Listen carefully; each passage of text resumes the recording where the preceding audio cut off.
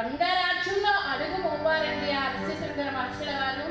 ఎప్పుడైతే పెద్దలారా 12 సంవత్సరాల నుండి విలయ తాండవం చేస్తున్న కరువు రెక్కసి ఎటు వెళ్ళిపోయిందో పటాపంచలైపోయింది. అన్ని వైపుల నుండి కూడా నల్ల మేఘాలన్నీ కూడా కమ్ముకొని వచ్చి, తెల్ల మేఘాలన్నీ కూడా కమ్ముకొని వచ్చి నల్ల మేఘాలుగా మారిపోయి కుంభవృష్టి వర్షం కురుస్తున్నదంట. పాడి పంటలన్నీ కూడా సమృద్ధిగా పెరుగుతున్నాయి.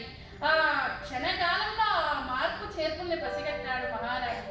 అవురా, ఇంతటి అద్భుతాన్ని ఎవరు సృష్టిస్తున్నారనగానే కులగురువులు అంటున్నారు. చెప్పాను కదయ్యా, విభాండక మహర్షుల వారైన ఋష్యశృంగ మహర్షుల వారు, విభాండక కుమారుడైన ఋష్యశృంగ మహర్షుల వారు ఎప్పుడైతే మీ రాజ్యంలో అడుగు పెడతారో అప్పుడే ఈ కరువు కాటంకాలన్నీ కూడా పటాపంచలైపోతాయ్యా.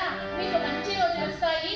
మీ రాజ్యం అంతా కూడా ఎంతో పాడి పంటలతో వృద్ధి చెందుతుందని చెప్పాను కదా. ఋష్యశృంగ మహర్షుల వారు మన రాజ్యాల్లో అడుగు పెట్టుంటారయ్యా.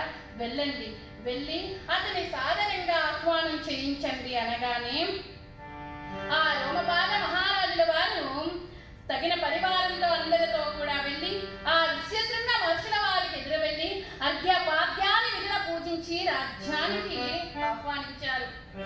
అయితే ఆ రాజ్యంలో ఉన్న కరువు కాటంకాలన్నీ కూడా, విశేషాలన్నీ కూడా అతనికి చెప్పగానే అతను ఎంతో ఆనందించి, మీరు రావడం చేత ఈ రాజ్యం అంతా మనకి ఎప్పటి మాదిరిగానే పాడి పంటలతో విలసిల్లుతున్నది అనగానే అతను ఆ మర్యాదలన్నిటికీ, వారు చేసే ఆ పూజలు పునస్కారాలు